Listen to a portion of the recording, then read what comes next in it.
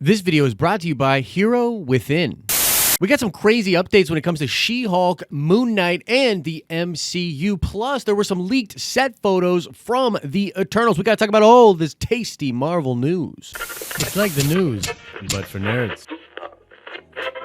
Today's shout-out goes to ATJW. Indeed, Limbo was also rumored to be Deadpool 3.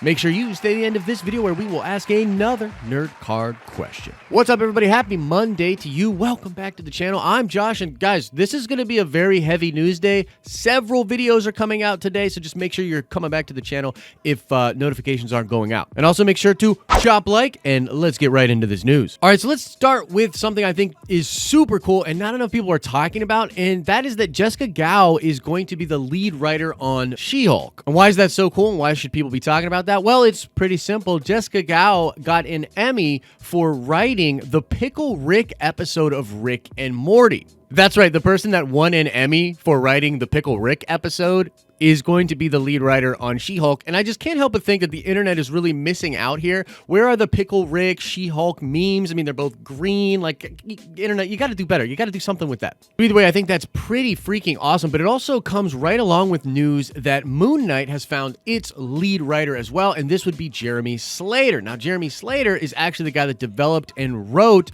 The Umbrella Academy for Netflix, which I don't know if you've seen that, but I think that show is fantastic. I think it's not only a great adaptation of The Umbrella Academy, but it's just frankly a dope show. And so yeah, some really cool talent coming to these shows. That is amazing. I think people should be very hyped about that, but that's not all, folks, because Kevin Feige, while sitting down with the Hollywood Reporter and actually doing a podcast, talked a little bit about how, yes, indeed, She-Hulk and Moon Knight would be coming into the MCU on the silver screen. They're not only going to be on Disney Plus, but they will show up in the movies. And there's a report about this on thehollywoodreporter.com. I'll be honest, though, the title of it is really talking about his comments towards Martin Scorsese, because that's the big thing everybody wants to talk about. And I am doing a whole video just about that and his sort of clapback to the Scorsese things. But the podcast itself is actually excellent. If you go to the article or thehollywoodreporter.com, Kevin Feige sat down with them and did a pretty long podcast. It's like 40 minutes, and he's talking about a lot of different things in there. I thought it was really interesting. But yeah, the podcast is great, but towards the end of it, he talks about how Moon Knight and She-Hulk will indeed come into the MCU on the silver screen. He was like, you're going to be introduced to them first on Disney Plus, and then they will show up in the movies. Screen, is that the game plan, or is it specific? You sort of segregated?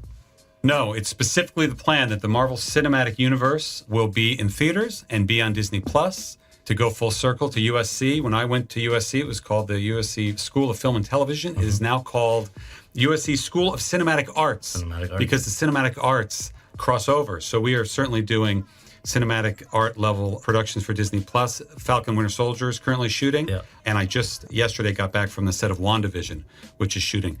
All of those characters will undergo transformative, I hope, very exciting experiences in that show, and then go into our movies.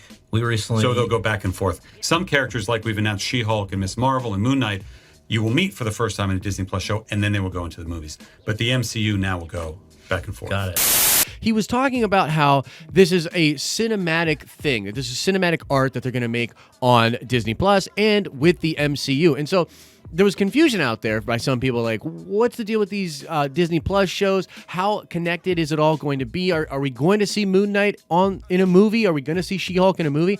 And Kevin Feige sort of puts all of that to bed. Yes, indeed, you will be seeing these characters from Disney Plus and the Marvel shows over there to the MCU. Very cool stuff. Okay, now let's talk some Eternals, and let's talk these set photos. I guess maybe a spoiler warning if you're not into set photos. They don't really give much away, in my opinion, but they are worth talking about. They are pretty freaking cool. Now, some people were pointing out this person over here to the side and how this could very well be our first look at Black Knight. Now, we don't even know if this is necessarily Kit Harington as the Black Knight, because the ebony blade is passed on generation to generation, and so we don't know exactly what they're going to be doing with that. We don't know when this scene outdoors is taking place, but there's a lot of rumors that like Black Knight and Cersei have some kind of a relationship there, and I believe too that the Black Knight and Kit Harington's character, he does live much longer than a normal human because of the power of the ebony blade, although I'm not 100% on that. But hey, maybe that's our first look at Black Knight, maybe it's not, but there's a lot of other cool stuff going on in here as well. But there's all these different structures on here, and people were talking specifically about how it's really cool that there's practical effects. They're shooting on this island right now, and And it just, look, we know very little about the Eternals, but we're starting to at least see what some of this looks like. And I think the character designs look cool. Some people were like, oh, they look like Power Rangers or whatever. It's like, nah, they look cool. And with the effects from what Marvel will, of course, do over top of this, I expect it to look even cooler. Hopefully their powers and stuff looks really sweet as well. But the thing about Eternals is it's like this really crazy Jack Kirby kind of wildness, and we don't really know exactly what to expect. And so any little piece that we get like this is really interesting to look at and to talk about. You know, Feige talked about in the podcast with THR about the Eternals, and he was sort of referencing some of Scorsese's comments and stuff, and he's like, look, we're taking a big risk by doing a movie with this cast, and they're all these characters in a property that next to nobody has heard about. Like, next to nobody has heard of the Eternals. Even, like, hardcore Marvel sweaties have not heard of the Eternals. It's Jack Kirby stuff. It's very akin to, like, New Gods and stuff like that. And so, yeah, I think this is a very big risk. You know, a lot of people, when they look at Phase 4, particularly next year, they're like, oh, a Black Widow movie and Eternals. I don't know. Not that cool. But I mean, Eternals has the potential to really blow us all away and become sort of this new franchise that we're really into. It has to do with the Celestials. That's a big rumor people are talking about. The potential of maybe Galactus being in this show as well. I mean, these characters, they're sort of like immortal and they've been around for so long. We might even see Thanos in this movie because, you know, Thanos was an Eternal with the deviant gene, unless they change that in the movie from the comics. But yeah, like not too much to talk about when it comes to the set photos, but definitely something that people were talking about.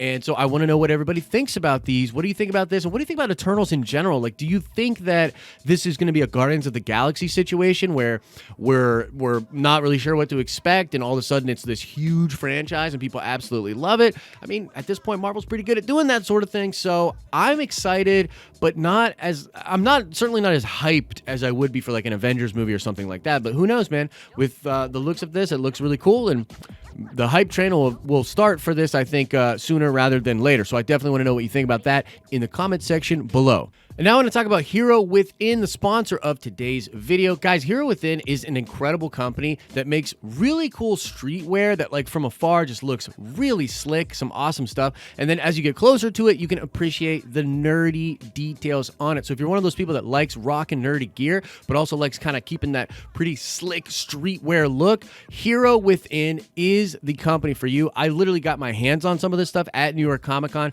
It's really high quality, very good stuff. It's higher in price than some of the other sponsors that we have, but it's very much worth it, in my opinion. High quality stuff. And if you want to support the channel and get some of this sweet merch, use the code at checkout, denofnerds, to get some percentage off, and then it helps us out as well. And now let's check the nerd card before we get out of here. This is deep cut, and it's because I love the Pickle Rick episode so much, but I want to know what pretty famous actress voices the therapist in the Pickle Rick episode. You might not even have known this, but she's pretty freaking famous. Who was the person that voiced the therapist in the Pickle Rick episode? Answer that question in the comment section below. And that's going to do it for this video, but there's a ton of videos coming out today, so make sure you are checking back to the channel. And we have so much cool stuff happening this week, with The Mandalorian having 2 episodes, Fallen Order coming out on Friday. We're doing an overnight stream for that. Lots of exciting stuff. Make sure you're checking back to the channel and check out our social media stuff too, so that you can just stay in the loop. As I always say, I hope you're having an awesome and a nerdy day, and I'll see you in the next video.